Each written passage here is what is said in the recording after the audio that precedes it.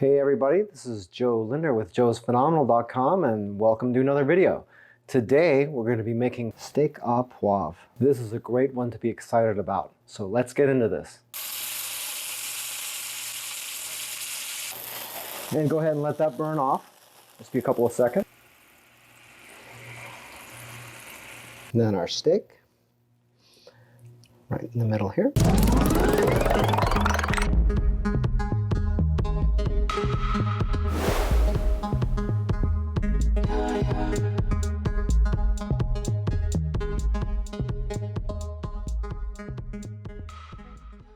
So for this recipe, we've got three main components. We've got the actual steak itself, we've got the pan sauce, and we're also going to be blanching a little bit of broccoli to go on the side. As for the steak, I've actually gone ahead and marinated that overnight. That's not something that you really got to do. You can just kind of season and go.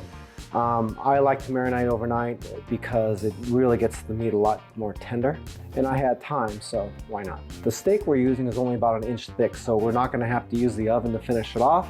We're just going to be able to pan sear that on both sides. If it was a thicker steak, like 1.5 inches or so or more, then you would want to go ahead and finish the steak in the oven at about 500 degrees. So the order of which we're going to do things is we're going to pan sear the steak, then we're going to let it rest, and while it's resting, that's going to give us a chance to get the vegetables ready and also the pan sauce. So you're going to want to go ahead and get some water heating up for the vegetables so that can come to a boil while we're working on the steak, just to save a little bit of time. As always, you can look down in the description of the video and there's going to be a list of all the ingredients, all the measurements, and everything else you need to know about this recipe to get it going. So with all that being said, let's get started. All right, so we're going to try to do this without the fan because I don't want to blow you guys away with the noise. So we're going to take a medium saute pan, get that heating up. Whoa. You want to get that nice and hot before you put the steak out on it. A little bit of olive oil down there. Remember, you're going to want to make sure this thing is probably well over 350 degrees or so. You want this to be scorching hot because we're going to want a good sear on both sides of the steak. Some people like to wait until the oil is smoking.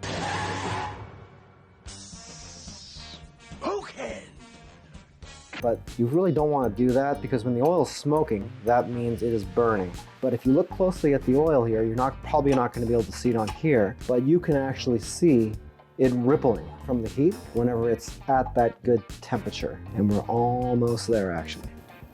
Okay, looks like we're ready to put the steak on. Remember, when you lay a steak into a pan, you want to lay it in away from you. You don't want to just plop it down. You want the last part to touch the plate to be the furthest area away from you,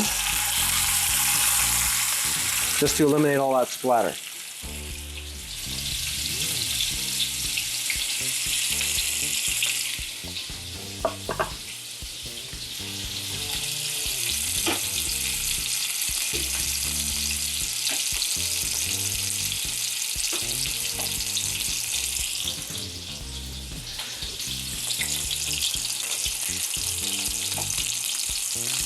Now remember, we're only going to be flipping the steak one time.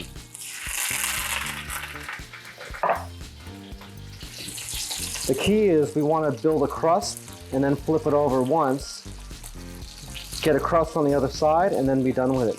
You don't want to be lifting up the steak and checking it and looking for a crust and playing around with it. Everybody likes to do that, and I used to do that a lot myself. But if you do that, that's how you end up getting the meat to stick to the pan. You want to let it form a crust naturally, and then it will release from the pan. And when that happens, you can flip it over, and you should be good.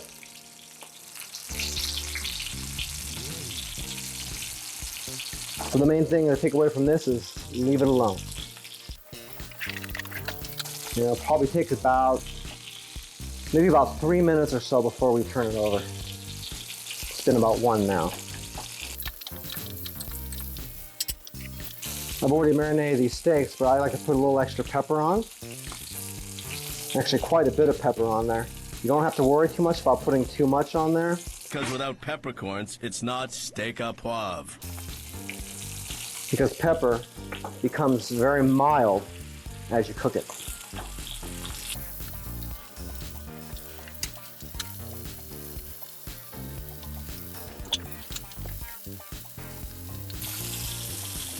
Okay, ready for a flip.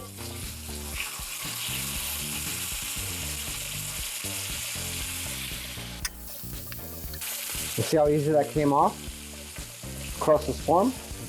And just kind of release. Exactly what we want.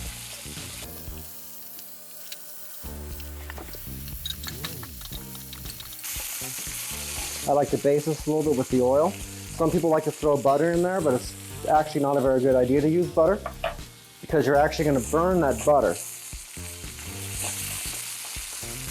much better to use that later in sauces and stuff like that. You want to finish with butter, not cook with butter.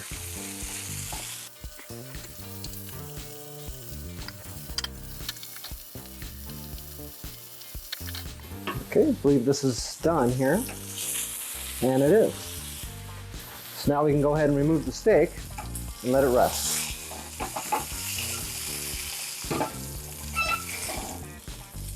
Okay, we're going to leave our steak right here on the cutting board. Also, we can go ahead and pour out all of the extra oil that's in our pan. You just want to pour out the extra stuff.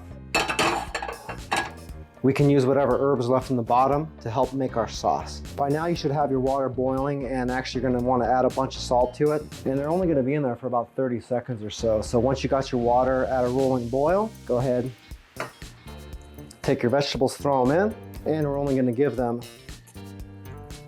about 30 seconds or so in the boiling water. These are pretty thick pieces, so we'll probably go about a minute. Remember, we don't want to cook these completely through, we're just blanching them, but we're going to be finishing them in a pan.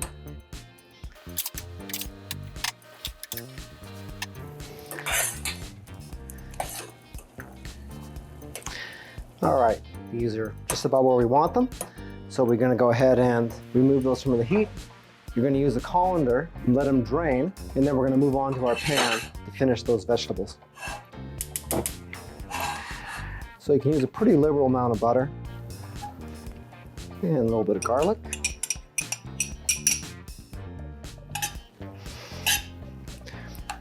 You're going to want to use room temperature butter for this. Don't take it out of the fridge and try to use it right away. You want it to be pretty soft.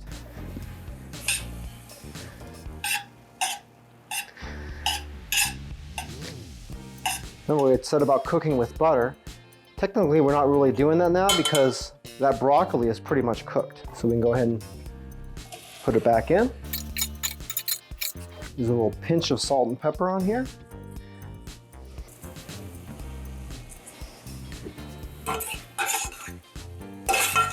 Coat all this stuff nicely and just go ahead and get it right back off the heat. By the way, if this is your first time here and you'd like to learn some great recipes, get some cool kitchen tips and tricks, and all sorts of other kitchen related things, then start now by subscribing and clicking the notification bell so you never miss a thing. Okay, now we're on to our sauce. First thing we're putting in is our whiskey.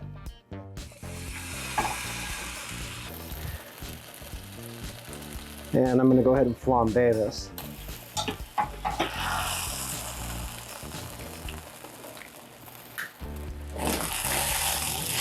And go ahead and let that burn off. Just be a couple of seconds.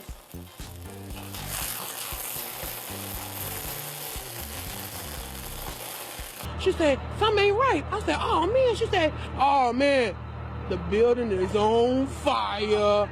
We're gonna add either some beef stock, or I'm actually using Joe's Phenomenal sun-dried tomato vinaigrette. This is what's going in for here. Instead, if you don't have this, it's available on our website at joesphenomenal.com, or you can just use some beef broth. That works as well. Not quite as good, but it still works.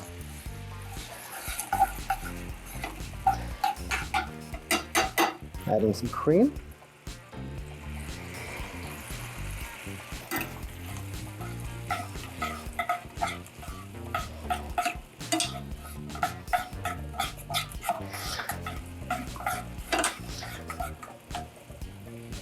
Peppercorns, capers, Once it starts bubbling like this, you need to get the heat off. And make sure you keep stirring this.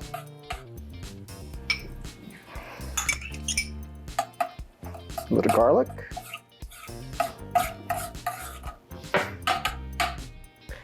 Got a little pepper in there. A little bit of salt. Nice pat of butter for some flavor.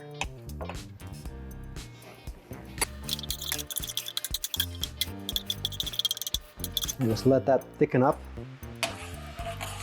just a little bit more. Okay, then you just let it settle for a couple of minutes.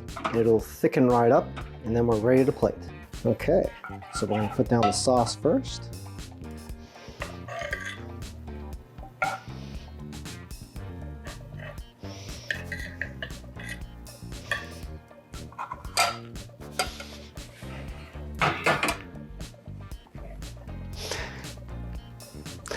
You can actually see how thick that is right here.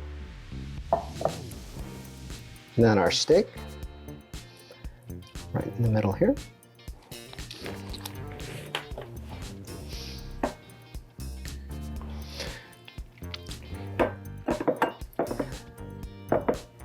And our broccoli at the end here.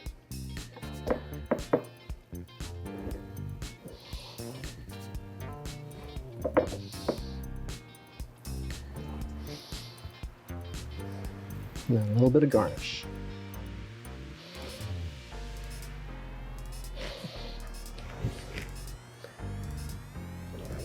Well, doing the flambe on the whiskey is fun and looks really cool, but what you didn't see is it set off my smoke alarm. So that's one of those things where you can do that if you want to. It'll burn the extra alcohol out of there and change the flavor a little bit, but it's not something that you really have to do, especially if your smoke alarm is in your kitchen. One ingredient from the recipe was my Joe's Phenomenal sun-dried tangy tomato dressing here, which I used for this. If you don't have this, you can actually get it on our website at joesphenomenal.com, or when we reach 10,000 subscribers, we'll start offering it here directly from the YouTube channel. If you'd like an alternative to that, you can go down to the grocery store and get yourself some beef broth and mix a little bit of tomato paste into that, and that should actually do you pretty good. If you try this recipe out, I'd love to hear from you and see how it turned out for you. Just leave me a comment down below and let me know how it turned out, and if you have any challenges, let me know about that too, and I'll see if I can help you out. Also, in the description area of the video, you'll find the calorie count, the protein, the carbohydrates, and the fat in the recipe. And once again, all of the ingredients and all the measurements for those ingredients are down there as well. We appreciate you and thank you so much for watching our video, and hope to see you again next time. So once again, this is Joe, and I hope you have a phenomenal day. Take it easy.